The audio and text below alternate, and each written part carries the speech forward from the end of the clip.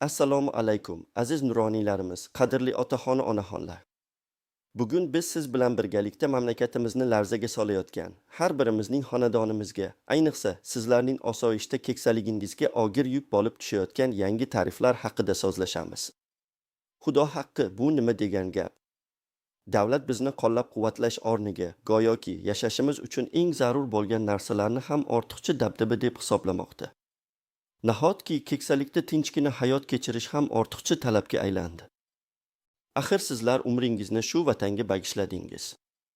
20, 30, 40 yil davomida zavod-fabrikalarda, paxtazorlarda, dalalarda o'qituvchilik qilib, shifokor bo'lib, umuman olganda jamiyatimizning har bir jabhasida fidokorona mehnat qildingiz. Sizlarning peshona teringiz, halol mehnatingiz evaziga bu yurt qurildi, rivojlandi. Endi sizga shunday munosabatmi? Endi sizlar tola yoki muzla degan tanlov oldida turibsizmi? Bu adolatdanmi? Aytingchi azizlar, sizlardan kim necha yil ishlagan? Umringizning eng gullagan choklarini qaysi sohada o'tkazdingiz? Kommentariyalarda yozib qoldiring. Hammamiz bilaylik, qancha inson shu yurt uchun jon kuydirgan. Sizlarning hikoyalaringiz, bu bizning tariximiz, qadriyatlarimizning asosi. Agar pensiya qonunchiligidagi har qanday o'zgarishdan sizning huquqlaringiz poymol etilmasligini istasangiz, mamlakatimizdagi adolat izidan borishga harakat qilsangiz, kanalimizga obuna bo'lishni unutmang, chunki biz birgalikda har qanday qiyinchilikni yengib o'ta olamiz. Har bir muhim xabar, har bir huquqiy tushuntirish sizning xonadoningizga yetib borishi shart. Eslaysizmi, oldinlari qanday edi?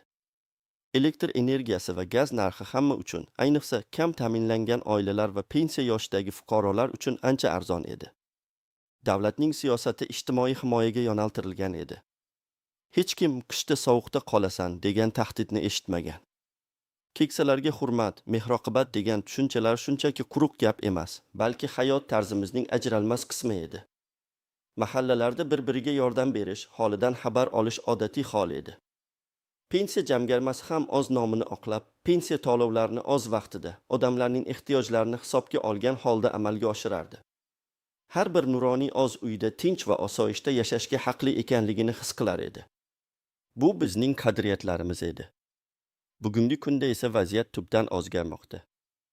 Yangi qarorlar, yangi tariflar haqida gapiradigan bo'lsak, vaziyat nafaqat og'irlashdi, balki tahdidli tus oldi. Hukumat yana bir bor bizning ko'zimizga qarab turib, ijtimoiy norma degan tushunchani yanada toraytirishga qaror qildi. Endi sizlarga, azizlar, har oyda 200 kilovat emas, balki 150 kilovat elektr energiyasigina imtiyozli narxda beriladi. Tasavvur qiling, bu nima degani? Bu degani bir oyda atigi 150 kilovat, bu kishda bir dona isitgich yoki bir dona elektr pechkasining bir necha kunlik ishi. Agar siz ushbu limitdan 1 kilovat ham oshirsangiz, sizga qanday munosabatda bo'lishadi? Sizga shaxsiy korxona kabi, ya'ni tijorat tarifida har kilovat soat uchun 900 so'mdan haq to'lash taklif etiladi. Bu esa sizning kamtarona pensiyangizni shunchaki yeb yuboradi. Menga kelgan ma'lumotlarga ko'ra, hududga ta'minot va elektr tarmoqlarining inspektorlari allaqachon ogohlantirishsiz, hatto uyda og'ir bemorlar yashasa ham, qarzdorlarning rubelniklarini ochirish bo'yicha norasmiy ko'rsatmas olishgan. Bu insonparvarlikdan, milliy qadriyatlarimizdan yuz o'girish degani. Kasal, og'ir ahvolda yotgan keksa insonni sovuqda qoldirish qanday vijdonlilikka sigadi? Bu qanday qonun? Qaysi adolat? Bu xalqqa nisbatan ochiqdan-ochiq tahdid, shafqatsizlik. Davlatning ijtimoiy himoya siyosati qani? Pensiya jamg'armasi bu borada nima demoqda? Qanday qilib bir nuroniy 150 kilovat elektr energiyasi bilan bir oy yashashi mumkin? 150 kilovat. Bu oddiy bir xonadonning kunlik iste'moli ham emas. Bu xonadonda 4 kishi yashaydimi, 1 kishi yashaydimi, farqi yo'q. Sovuqda titrab o'tirishimiz shartmi? Endi tasavvur qiling, 75 yoshli momoxon aya. Umr bo'yi paxta tergan, dalada ishlagan. Pensiyasi ham juda kam. Qishda birgina elektr isitgich bilan isinadi. Yoki tunda televizor ko'radi, chiroq yoqadi. Ba'zan suvni elektr choynakda qaynatadi. Uning 150 kilovatlik limiti bir hafta ichida tugaydi. Qolgan 23 kun davomida u qanday yashash kerak? 900 so'mdan to'lashi kerakmi? Uning pensiyasining yarmi faqat elektrga ketib qolsa, qolganiga qanday kun kechiradi? Dorilari, ovqati, boshqa ehtiyojlari nima bo'ladi? Yoki olib qaraylik 83 yashar Boboyev otaxonni. U bir ozi yashaydi, lekin qishloqda. Uy juda katta va sovuq. Isitish tizimi yo'q, faqat elektr pechka bor. Bolalari chet elda pul yuborishadi, ammo bu ham hamma narsani qoplay olmaydi. Uning bel og'rigi bor, doim uyini issiq tutish kerak. U 150 kilovatdan oshib ketgani uchun 900 so'mlik tarifda to'lashga majbur bo'lsa, u kishi uchun har bir o'chirilgan chiroq, har bir sovuq tunda yuragiga og'riq beradi. U umr bo'yi kolxozda fidokorona mehnat qilgan, yoshlarga namuna bo'lgan inson. Endi keksalikda shunday qiyinchiliklarga duch kelyapti. Bu adolatdanmi? Ayniqsa nogironligi bor, og'ir kasalliklarga chalingan, doimiy ravishda elektr asboblariga, masalan, kislorod konsentratoriga, sun'iy nafas oldirish apparatiga muhtoj bo'lgan nuroniylarimiz haqida o'ylab ko'raylik. Ularning hayoti elektr energiyasiga bog'liq. Agar rubelnik o'chirilsa, bu nafaqat noqulaylik, balki hayot uchun xavf tug'diradi. Qanday qilib bunday qarorlarni qabul qilish mumkin? Insoniy qadr-qimmat, hayotga bo'lgan hurmat qani? Mahalla fuqarolar yiginlari, oqsoqollar bu borada nima deydi? Ular oz nuroniylarni himoya qila olmasalar, qanday mahalla bo'lishi mumkin? Axir bizda mahalla degan tushuncha juda muqaddas, u ijtimoiy adolat va o'zaro yordamning ustunidir. Qaysi kategoriyadagi pensionerlar risk zonasida turibdi? Birinchi navbatda yolg'iz yashovchi, kam ta'minlangan pensionerlar. Ularning pensiyasi faqat oziq-ovqat va dorilarga zo'rga yetadi. Elektr to'lovlari ularning budjetida katta boshliq ochadi. Ikkinchidan, surunkali kasalliklarga chalingan, elektr asboblariga bog'liq bo'lganlar. Ularning hayoti xavf ostida. Uchinchidan, katta oilalar bilan bir uyda yashaydigan pensionerlar. Chunki uyda qancha ko'p odam bo'lsa, shuncha ko'p elektr sarflanadi. Chegaradan chiqish ehtimoli yuqori. To'rtinchidan, qishloq joylardagi eski uylarda yashovchilar. Bu uylar odatda sovuq bo'ladi va isitish uchun ko'proq elektr energiyasi talab qiladi. Biroq bu qiyinchiliklar fonida ayrim toifadagi fuqarolarga yengilliklar ham beriladi, lekin ular barchani qamrab olmaydi. Ba'zi davlat tomonidan belgilangan ijtimoiy himoya dasturlari bor, lekin ular ham yetarli emas. Qolaversa, yangi tariflar bilan birga bizga go'yoki pensiyalar oshirilgani haqida xabarlar ham kelmoqda. Ammo bu oshirishlar yangi tariflar fonida shunchaki tomchi bo'lib qolmoqda, xolos. Bir necha 10 ming so'm pensiya oshishi elektrga ketadigan 100 minglab so'm xarajatni qoplay oladimi?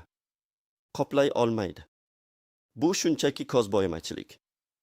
Yana bir savol, sizning mahallangizda ham shunday holatlar bormi? Yoki siz bu muammoga qanday yechim topyapsiz? Balki sizning yechimingiz boshqa insonlarga ham yordam berar. O'z tajribangizni kommentariyalarda yozib qoldiring. Bu orqali biz bir-birimizga yordam bera olamiz, bir-birimizga dalda bo'lamiz. Xo'sh, bu vaziyatdan qanday chiqish mumkin? Birinchidan, har bir nuroniy o'zining huquqlarini bilishi va himoya qila olishi shart. Agar sizga ogohlantirishsiz elektr yoki gazni o'chirishga kelishsa, bu noqonuniy harakat. Qonunchilikka ko'ra iste'molchiga oldindan ogohlantirish berilishi shart. Ikkinchidan, barcha kvitansiyalarni, hisoblagich ko'rsatkichlarni muntazam ravishda qayd qilib boring. Suratga oling, saqlab qo'ying. Bu sizning yagona isbotingiz bo'lishi mumkin. Uchinchidan, agar sizdan noqonuniy ravishda yuqori tarifda pul talab qilishsa yoki xizmatni uzib qo'yishsa, darhol shikoyat qiling. Shikoyat qilish tartibi quyidagicha. Avvalo, yozma ariza bilan hududiy elektr tarmoqlari yoki hududga ta'minot, ning tuman, shahar bo'limlariga murojaat qiling. Arizangizni 2 nusxada tayyorlang va qabul qilinganligi haqida belgi qo'yishlarini so'rang. Agar ular javob bermasa yoki sizni qoniqtirmasa, keyingi instansiya mahalla fuqarolar yigini. Mahalla raisi, oqsoqollar, keksa avlod vakillari bu masalada sizga yordam berishlari shart. Ularning vazifasi fuqarolarning huquqlarini himoya qilish. Shundan so'ng tuman, shahar hokimiyatiga, O'zbekiston Respublikasi iste'molchilar huquqlarini himoya qilish jamiyatiga murojaat qiling. Hatto pensiya jamg'armasiga ham o'zingizning moliyaviy ahvolingiz og'irlashgani haqida xabar berishingiz mumkin, chunki ular sizning ijtimoiy himoyangizni ta'minlashi kerak. Eng oxirgi chora esa prokuratura yoki sudga murojaat qilish. Unutmang, har bir murojaat yozma shaklda bo'lishi va sizda uning nusxasi qolishi shart. Bundan tashqari, energiyani tejash bo'yicha ba'zi oddiy tavsiyalar bor. Albatta, pensionerlar uchun bu qiyin bo'lishi mumkin, ammo harakat qilishimiz kerak.